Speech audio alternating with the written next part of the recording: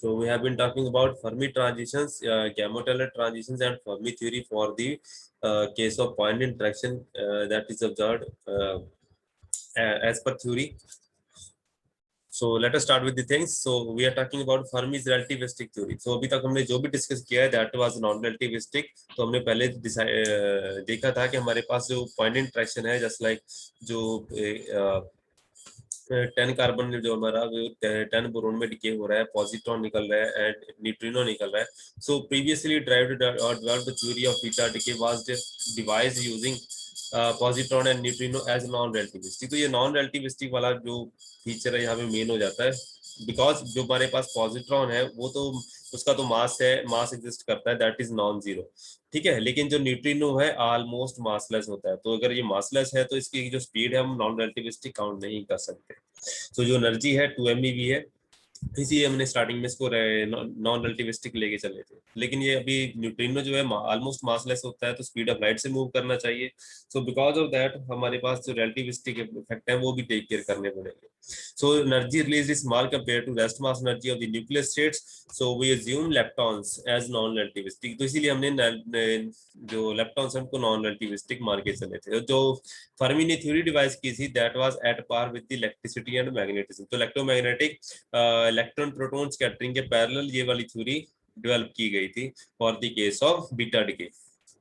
सो final state जो हमारे पास मैट्रिक्स एलिमेंट आता है that was given by psi star and H. ये हमारे पास ऑपरेटर रहेगा. Initial state and D Q bar हमारे पास एस एच रहेगा. तो हमारे पास जो हमारे पास पॉइंट इंटरेक्शन थी, पॉइंट इंटरेक्शन की वजह से हमारे पास मीडिएटर से जो हमारे ओनली कपलर रहेगा. So this is a coupler and delta function साथ में आएगा. So it may be possible to treat positron which has mass non-relativistic, but it sounds unusual to treat a massless particle just like neutrino that travels with the speed of light non-relativistically. ठीक है, तो non-relativistic treat करना मुश्किल हो जाएगा, तभी मैंने बताया. So keeping the above drawbacks, the relativistic expression for matrix element is derived. तो यहाँ पे हम relativistic effect को टेक केयर करने की बात करेंगे. लेकिन वो टेक केयर कैसे होगा? सबसे पहले जो थ्योरी है हमें देखना पड़ेगा कि फर्मी ने जो थ्योरी डेवलप की है that is on the knowledge of electricity and magnetism. जो इलेक्ट्रॉन प्रोटॉन स्कैटरिंग है, बिकॉज जो इलेक्ट्रोमैग्नेटिज्म में जो है या इलेक्ट्रोडायनेमिक्स जो है आपके पास वो सारे का सारा ऑलरेडी एक्सप्लोर हो चुका है, वेल डिफाइंड है, वेल डिटर्मिन्ड है. उसके जो लॉज वगैरह हैं, जो रिजल्ट्स वगैरह हैं, वेल डिफाइंड है. ठीक है, वेल डिस्क्राइब्ड है. तो वहां से उसको एलैबोरेट करना इजी था. इसलिए फर्मी ने क्या किया था, साइड बाय साइड उसके थ्योरी को डेवलप किया था. सो जो वीक इंटरेक्शन है वो साइड बाय साइड डेवलप की गई थी. So let us start. Fermi considered that beta decay or beta interaction are similar to electromagnetic interaction. That was well known and well understood too. तो जो electromagnetic interaction है उसमें जो error होती है 1 पार्ट पर बिलियन की होती है. तो इतना अच्छी तरह से इलेक्ट्रोडायनेमिक्स को हम स्टडी कर पाते हैं, अंडरस्टैंड करते हैं. तो जो इलेक्ट्रॉन प्रोटॉन स्कैटरिंग है उसके कॉरेस्पॉन्डिंग मीडिएटर हमें पता है जो फोटोन होता है. तो इसके कॉरेस्पॉन्डिंग हम इसको जो मैट्रिक्स एलिमेंट लिखते हैं. मैट्रिक्स एलिमेंट आपको पता ही है बेटा, जो ओनली सिंपल स्कैटरिंग है तो जो मीडिएटर है वो फोटोन है. तो 1/q² आपका मीडिएटर यहाँ पे आएगा ही आएगा. मासलेस मीडिएटर है तो उसके कॉरेस्पॉन्डिंग मास टर्म नहीं आएगी, ओनली मोमेंटम आएगा. तो ये आपका जो प्रोटॉन है, प्रोटॉन के कॉरेस्पॉन्डिंग लिखा हुआ है. जो करंट है ये आपके लिए इलेक्ट्रॉनिक करंट लिखा हुआ है. तो electronic current and electronic current दोनों करंट इंटरेक्शन के कॉरेस्पॉन्डिंग इसको लिखा जाता है. तो जो मैट्रिक्स एलिमेंट है तो जो इलेक्ट्रॉन को एक इलेक्ट्रॉन एंड प्रोटॉन स्कैटरिंग के कॉरेस्पॉन्डिंग जो मैट्रिक्स एलिमेंट लिखा हुआ है ये पहले भी हम डिस्कस कर चुके हैं, हम डिटेल में नहीं जाऊंगा.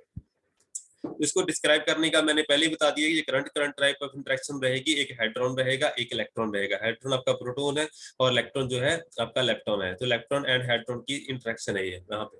तो इसको क्या कैसे डिस्क्राइब किया जाता है? इसको डिस्क्राइब करने का सिंपल तरीका है कि आपके पास जो इलेक्ट्रॉनिक करंट हो गया, ये आपके पास हेड्रोनिक करंट हो गया. तो this is electronic and hadronic current interaction. So current interaction हो गई तो इसके कॉरेस्पॉन्डिंग आप J mu and A mu के कॉरेस्पॉन्डिंग लिख सकते हैं. जो करंट इंटरेक्शन रहेगी, जो करंट फील्ड रहेगा, फील्ड के जो फील्ड है वो इलेक्ट्रोमैग्नेटिक फील्ड आएगा because of the presence of charge on the proton. ठीक है जी। तो मैं जो मैट्रिक्स एलिमेंट है notes the familiar electromagnetic interaction in which the electromagnetic field MU is generated by the proton current. तो प्रोटॉन करंट के कॉरेस्पॉन्डिंग इलेक्ट्रोमैग्नेटिक फील्ड जो जनरेट हो रही है। सो सिंस जेम्यू और into MU provides interaction part of the Lagrangian density, तो Lagrangian density में interaction को कॉरेस्पॉन्ड कर रहा है because we are talking about interaction here. इसको हम इंटरेक्शन हैमिल्टोनियन का नाम भी दे सकते हैं और इनको डायरेक्टली एनालॉजी लेके इसको काम चला सकते हैं। तो एम ऑफ एफ आई जो मैट्रिक्स एलिमेंट है can also be equated with the interaction Hamiltonian. तो इसको हम अप्रोक्सीमेटली विद फ्यू कांस्टेंट्स इसको इक्वेट भी कर सकते हैं। So a similar mechanism was considered by Fermi to deal with the weak interaction as well. तो जो फर्मी ने वीक इंटरेक्शन के कॉरेस्पॉन्डिंग भी इसको वीक इंटरेक्शन को भी electromagnetic electricity and magnetism electromagnetism के कॉरेस्पॉन्डिंगली इसको लिखने की कोशिश की थी। एंड यहाँ पे जो मीडिएटर था, यहाँ पे मीडिएटर नहीं चूज पता था उसको, अगर या फिर उसने चूज नहीं किया था जो भी था, लेकिन उसने क्या किया, इसको पॉइंट इंटरेक्शन ट्रीट किया, यहाँ पे मीडिएटर ऑफ कर दिया गया। ठीक है जी। दी क्रॉसिंग सिमेट्री इक्विवेलेंट इज, तो ये क्रॉसिंग सिमेट्री बना देते हैं इसको। हम क्या कर सकते हैं, जो न्यूट्रिनो एंटी न्यूट्रिनो दूसरी साइड आ जाएगा तो क्या बन जाएगा जी, न्यूट्रिनो बन जाएगा। तो अल्टीमेटली प्रोटॉन एंड इलेक्ट्रॉन आपके पास राइट हैंड साइड में बचेंगे, तो क्रॉसिंग सिमेट्री के कॉरेस्पॉन्डिंग आपके पास ऐसा रिजल्ट बनेगा। तो ये फोर फर्मियन इंटरेक्शन है। फोर फर्मियन इंटरेक्शन होगी तो मैट्रिक्स एलिमेंट कैसा आएगा, ओनली कपलर आएगा। ये आपके पास क्या आएगा, इनकमिंग न्यूट्रॉन है तो आउटगोइंग क्या है, प्रोटॉन है, तो उसके कॉरेस्पॉन्डिंग उसका करंट लिखा हुआ है। तो इनकमिंग क्या है, न्यूट्रिनो, आउटगोइंग इलेक्ट्रॉन है तो उसके कॉरेस्पॉन्डिंग उसका इलेक्ट्रॉनिक करंट यहाँ पे लिखा हुआ है। तो मैट्रिक्स एलिमेंट लिखने का सिंपल सा तरीका है। Because of no mediator there is no Q square term. Mediator नहीं है, ओनली कपलर ही आएगा बेटा, जिसको कॉरेस्पॉन्डिंग यहाँ पे कपलर, इसको जी लिख सकते हैं आप। स्ट्रॉन्ग इंटरेक्शन में कपलर कितना रहता है बेटा, कपलर के कॉरेस्पॉन्डिंग कपलिंग कांस्टेंट 1 रहता है। ठीक है। तो ये आप यहाँ पे अपने ओनली मैंने आपको ऑलरेडी बता रखा है, करंट करंट इंटरेक्शन है तो हेड्रोनिक करंट बी के हेड्रोनिक करंट हो गया, तो उसके कॉरेस्पॉन्डिंग इलेक्ट्रॉनिक करंट आपके पास ऐसा दे रखा है। इसको आप सिंपल तरीके से लिख सकते हैं जैसे हमने पहले लिखा हुआ है कि आपके पास electronic current and hadronic current दोनों की इंटरेक्शन है, कपलिंग कांस्टेंट जी आएगा विद सिंपल है। तो G is related to square of the weak charge, तो इसको square of the weak charge के साथ भी जैसे ई स्क्वायर लिखते थे, अब हमारे पास क्या क्या आएगा, वीक चार्ज आ जाएगा। सिंपल चार्ज नहीं है, वीक चार्ज है, इसको आप क्यू स्क्वायर के साथ भी रिलेट कर सकते हैं। So in beta decay, two types of transitions, namely Fermi and Gamow-Taylor transitions take place. तो हमारे पास बीटा डिके है तो उसके कॉरेस्पॉन्डिंग दो तरह की ट्रांजिशंस हो सकती हैं। एक हमारे पास सिंगलेट स्टेट्स रहेंगी, एक हमारे पास क्या रहेंगी, ट्रिपलेट स्टेट्स रहेंगी। तो एक में हमारे पास hadronic current sorry simple four current रहेगा, इसको हम फोर करंट का नाम दे सकते हैं। इसको हम क्या दे सकते हैं, ये सिंपल जो जो वेक्टर करंट का नाम भी दे सकते हैं, फोर करंट बोल सकते हैं।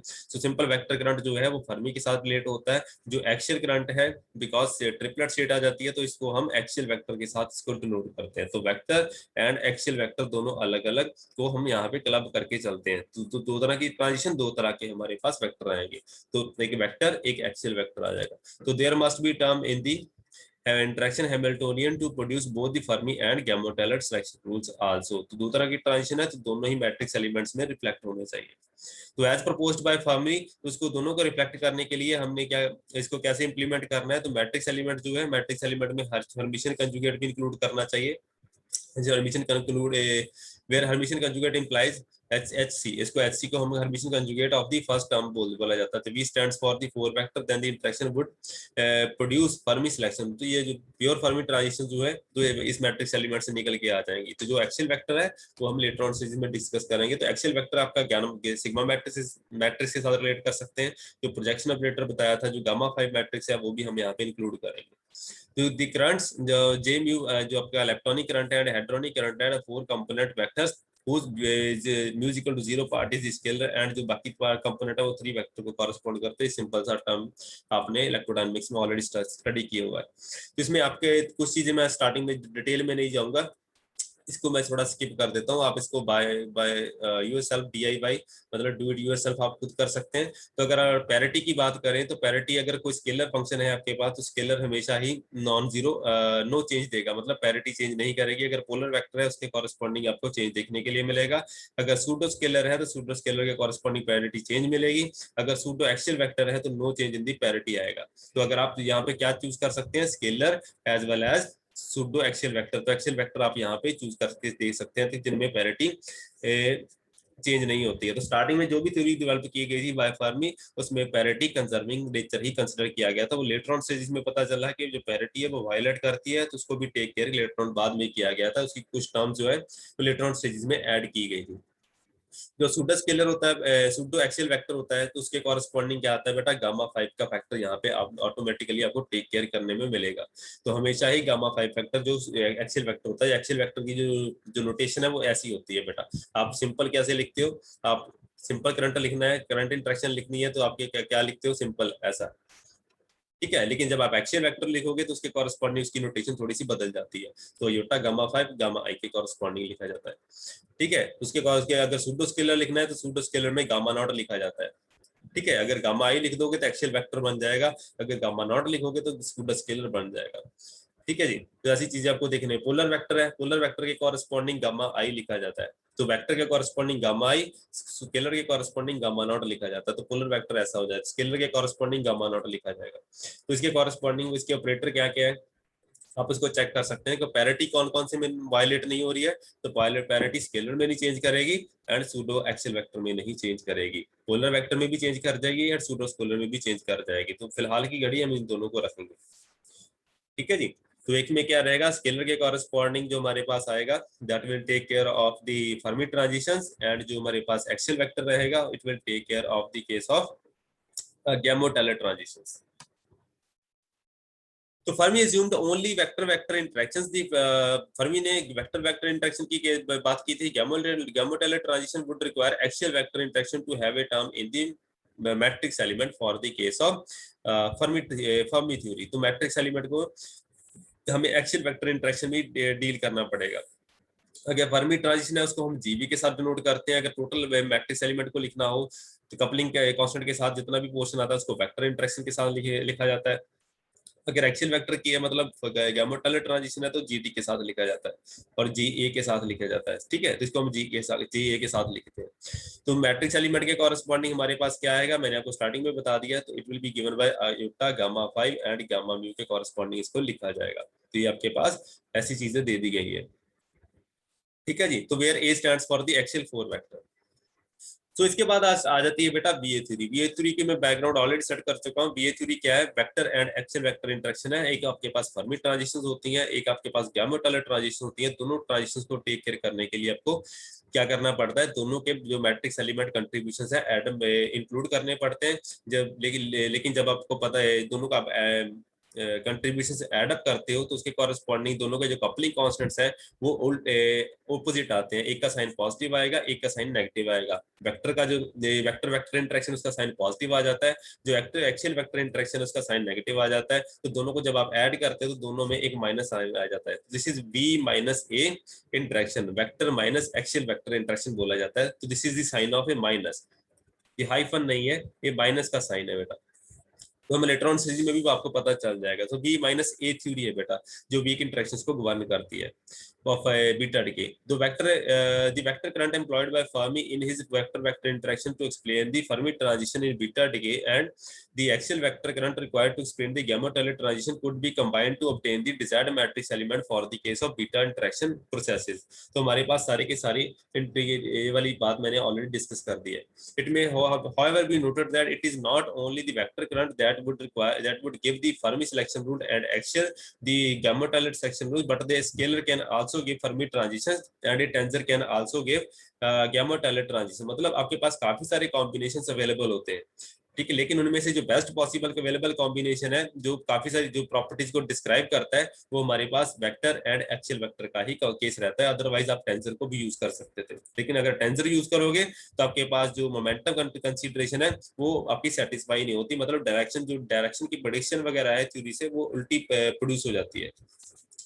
So these scalars and tensors are however not used in the matrix element because they predict a wrong correlation between the direction of the neutrino and direction of the current electron। तो आपके पास जो couple है pair है electron and anti neutrino का, ठीक है जी। Electron and neutrino का जो कॉम्बिनेशन एमिट हो रहा है बीटा डिके में उसकी जो डायरेक्शनल कोरिलेशन है वो यहाँ पे जस्टिफाई नहीं होती अगर टेंसर प्रोडक्ट आप या स्केलर प्रोडक्ट आप यूज करते हो, ठीक है जी। तो ये चीजें आप वहां पे वैलिडेट नहीं करवा सकते, इसीलिए हमें क्या करते हैं for vector vector interaction and vector and axial vector interaction आप यहाँ पे देख के चलते हैं। So in Fermi transitions the momentum of electron and antineutrino should tend to be parallel, whereas and gamma-taylor transition they should be in opposite direction. तो जो momenta है for the case of Fermi transition दोनों का same direction में होना चाहिए and gamma-Taylor में उल्टा होना चाहिए। तो ये चीजें आप नॉर्मल सिचुएशन में जस्टिफाई नहीं कर पाते अगर टेंसर वगैरह यूज करें। The correct correlations are predicted when we use only vector current in the matrix element for the Fermi transitions and axial vector current for the gamma-Taylor transition। इसीलिए हमें इन चीजों को यूज करना पड़ता है, अदरवाइज हमारे पास कॉम्बिनेशन बहुत सारे अवेलेबल होते हैं। However, it is important to note that a linear combination of vector and axial vector current are always can always be used in the interaction Hamiltonian for beta decay. तो इनका linear combination भी यहाँ पे use करके चल सकते हैं। सो इनका लीनियर कॉम्बिनेशन कैसे लिखा जाता है? लीनियर कॉम्बिनेशन लिखने के लिए आपको इसका कपलिंग कांस्टेंट चाहिए। कपलिंग कांस्टेंट आपके पास जी ऑलरेडी दे रखा है। इनके कॉरेस्पॉन्डिंग वेक्टर इंटरेक्शन है तो सीवी इसको कपलिंग कांस्टेंट बना लेते हैं एंड जो एक्सियल वेक्टर इंटरेक्शन है उसके कॉरेस्पॉन्डिंग जो कपलिंग है that will be written as C of A. इन दोनों का हम साथ में linear combination can be justified here. इन दोनों के अगर हम एक्सपेरिमेंटली जो रिजल्ट्स हैं उनको वेरीफाई करके इसकी वैल्यूज वगैरह डाल सकते हैं तो हमें हमारे पास जो एक्चुअल मैथमेटिक्स एलिमेंट है वो आ जाता है। where GB and GA has been defined in the equations। तो इसके कॉरेस्पॉन्डिंग जो टोटल मैट्रिक्स एलिमेंट है उसको एलैबोरेट करके लिखेंगे तो इस सिचुएशन में आ जाएगा। तो वेक्टर वेक्टर इंटरेक्शन, ये वेक्टर वेक्टर इंटरेक्शन हो गई, ये axial vector and axial vector interaction हो गई। इन दोनों को आप side by side Hermitian conjugate तो बेटा आएगा ही आएगा। तो इनके कॉरेस्पॉन्डिंग जो ऑपरेटर है, जो कपलर है, जो हमारे पास मैट्रिसेस वगैरह है, वेक्टर इंटरेक्शन है या एक्सियल है, उनको हम टेक केयर करके उनको जो कपलर है उसको डिनोट कर सकते हैं सिंबॉलिकली, ऐसे लिखा जाता है। ठीक है जी। I is for vector and I is for axial vector depending on the situation. तो अगर आपके पास वेक्टर है तो आपके पास गामा म्यू आएगा, एक्सेल वेक्टर है तो योटा हो गया, गामा 5 एंड गामा म्यू दोनों एक साथ आएंगे। So in the combination both the terms are scalar and hence it don't change sign under the space inversion. तो दोनों ही कॉम्बिनेशन जो है मैट्रिक्स एलिमेंट के स्केलर आ जाते हैं, तो स्केलर की वजह से हमारे पास स्पेस इन्वर्जन नहीं आएगी and the matrix element would preserve parity conservation law. Space inversion नहीं है मतलब साई ऑफ माइनस आर जो है वो साई ऑफ आर के बराबर हो जाता है, तो हमारे पास इन्वर्जन नहीं रहेगी तो पैरिटी चेंज वायलेट नहीं करेगी, तो पैरिटी हमेशा ही कंजर्व रह जाएगी। तो पैरिटी कंजर्विंग है, लेकिन लेटर ऑन स्टेज में हमें पता चलता है कि पैरिटी जो वायलेट होती है तो पैरिटी वायलेशन को हम टेक केयर यहाँ पे कैसे करेंगे वो भी हम देखते हैं। However, the parity is violated in weak interactions. A pseudoscalar must be added to m of fi so that parity violation is observed। तो जैसे ही हमें पता चलता है कि सूडो स्केलर हमें पता है, last time previous few slide में हमने देखा था कि सूडो स्केलर जो होता है वो पैरिटी को चेंज कर देता है, तो इसको हमें यहाँ पे एड अप करना पड़ता है, इसकी कंट्रीब्यूशन भी वहाँ पे इंक्लूड करनी पड़ती है। तो इसकी वजह से सूडो स्केलर कंट्रीब्यूशन क्या रहेगी? सूडो स्केलर की कंट्रीब्यूशन को हमें यहाँ पे ऐसे लिखते हैं। तो इनके कॉरेस्पॉन्डिंग जो कपलर है, कपलर को हम प्राइम के साथ डिनोट कर देते हैं, बाकी सारा पोर्शन हम ऐसे ही रहता है, बाकी सारे पोर्शन हम ऐसे ही रखेंगे। where C prime are the new coefficient for the case of pseudoscalars, और pseudoscalar axial vector essentially contain a gamma 5 matrix। तो यहाँ पे gamma 5 matrix हम यहाँ पे इंक्लूड करके चलते हैं।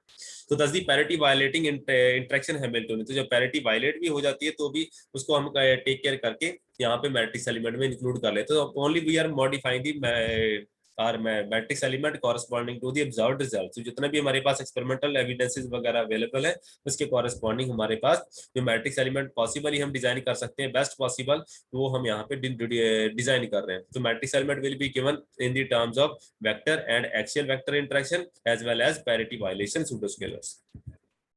तो the coefficients is a measure of the pure scalar and C prime जो है वो सूडो स्केलर के कॉरेस्पॉन्डिंग यहाँ पे डिनोट किया जाता है। The time reversal in various demands that coefficient, तो यहाँ पे काफी सारी बाउंड्री कंडीशंस लगा दी जाती हैं जो हमारे पास, जैसे टाइम रिवर्सल हो गया, टाइम रिवर्सल की जो प्रॉपर्टीज हो गई या पैरिटी वायलेशन की प्रॉपर्टीज होगी, उसके कॉरेस्पॉन्डिंग हमारे पास क्या इन्फॉर्मेशन अवेलेबल होती है कि हमारे जो कोएफिशिएंट्स है C and C prime they should be real. Helicity consideration जो है, हेलिसिटी कंसीडरेशन में मैक्सिमल पैरिटी वायलेशन को भी यहाँ पे इंक्लूड करते हैं, तो उसके कॉरेस्पॉन्डिंग जो सी प्राइम है it should be either be equal to C of I और it should be equal to negative of C. मतलब जो सी प्राइम है it should be either equal to C और it may be negative of C, दोनों के बराबर होना चाहिए, दोनों में से एक कॉम्बिनेशन इसका एग्जिस्ट करेगा, अदरवाइज नहीं। तो इसके अदरवाइज ये थ्योरी वैलिडेट नहीं रहेगी। तो helicity consideration of neutrino anti neutrino further require that ये किसके कॉरेस्पॉन्डिंग अगर helicity consideration of anti neutrino भी हम ले लेते हैं तो उसके corresponding C prime should turn out to be negative of C के बराबर होना चाहिए, मतलब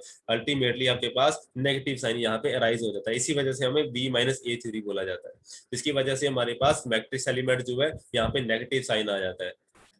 ठीक है जी, बाकी सारा पोर्शन यहाँ हमारा ऐसा रह जाता है, इसके कॉरेस्पॉन्डिंग वैल्यू वगैरह। Since the coefficient CV appears in the vector interaction is associated with the Fermi transition and the coefficient CA is related to axial vector is related to the Gamow-Taylor transition, so one may consider the pure Fermi transition। तो इसको बाकी सारे की C की value CB हो गया, CA की value हो गया, इनकी एक्सपेरिमेंटल वैल्यू सिचुएशन की कॉरेस्पॉन्ड निकालने के लिए वेदर इट इज 1 2 और एनी नंबर, उसको निकालने के लिए हम कुछ एक्सपेरिमेंटल सिचुएशन कंसिडर कर सकते हैं, जिसमें हम फर्मी ट्रांजिशन लेके चलते हैं या फिर Fermi transition as well as Gamow Teller transition जो दोनों सपोर्ट करता है उसको लेके चले, जिसमें बीटा डीके भी आ जाता है। तो वहां से हमें पता चलता है कि जो axial vector and vector vector interaction है, दोनों का जो मैग्नीट्यूड है, जो मैग्नीट्यूड है दोनों इंटरेक्शंस का, इट इज ऑलमोस्ट 1 के बराबर आ जाता है। इसलिए हम इसको CA को जो मैग्नीट्यूड है इन दोनों को हम CA के बराबर लिख के चल सकते हैं। सो देयरफॉर नेगेटिव साइन तो हमारे पास हमेशा ही रहेगा from the measurement of angular correlation of the electrons emitted in the decay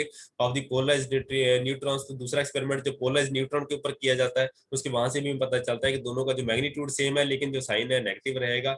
इसकी वजह से हम सी जो वेक्टर इंटरेक्शन को प्लस कर देते हैं और एक्सियल को माइनस कर देते हैं। तो मैंने स्टार्टिंग में बताया था जो B माइनस ए का साइन जो होता है वो यहीं से आ जाता है। ठीक है जी, तो मैट्रिक्स एलिमेंट जो है इट इज गिवन बाय √2 का साइन हमारे पास यहीं से आ जाएगा, बिकॉज हमने कपलिंग को दोनों के कॉरेस्पॉन्डिंग लिखना है, कपलिंग कांस्टेंट को इंक्लूड करना है, because vector and axial vector interaction दोनों ही है, उसके कॉरेस्पॉन्डिंग स्क्वायर करना है। तो 1/2 का कंट्रीब्यूशन होकर अल्टीमेटली नॉर्मलाइज हो जाएगा। तो कपलिंग कांस्टेंट को नॉर्मलाइज करने के लिए 1/√2 जो हम यहाँ पे इंक्लूड कर देते हैं। तो आप यहाँ पे देख सकते हैं, तो दोनों सारे फैक्टर अगर आप इंक्लूड करेंगे तो 1 - गामा 5 आपके पास यहाँ पे एट द एंड आपके पास देखने के लिए मिलेगा। तो प्रोजेक्शन ऑपरेटर क्या था बेटा, मैंने आपको स्टार्टिंग में बताया था कि आपके पास ये प्रोजेक्शन ऑपरेटर होता है जिसको हम यहाँ पे इनडायरेक्टली देख पा रहे हैं।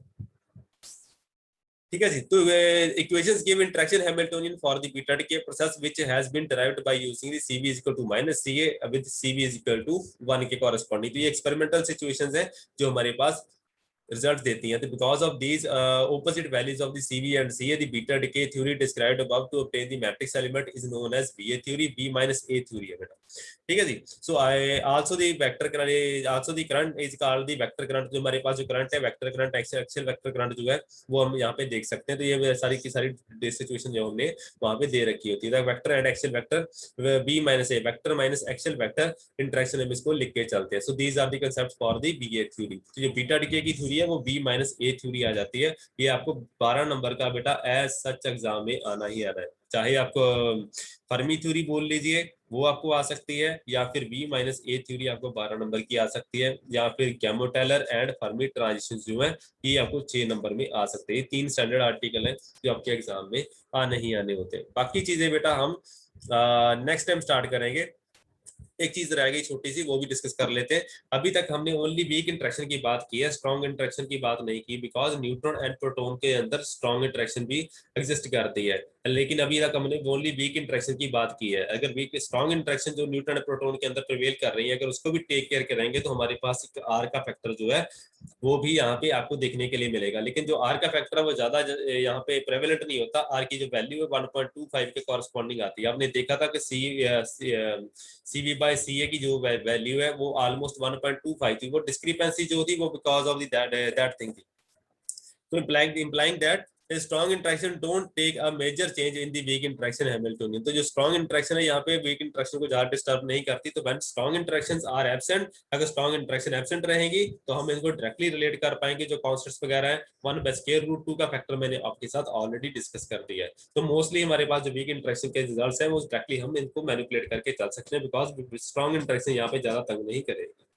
ठीक है बेटा, so I hope things are understandable and you should have noted down. अगर कोई इसके रिगार्डिंग कोई डाउट है या क्वेश्चन है आप मेरे साथ बात कर सकते हैं, अदरवाइज लेक्चर इज ओवर।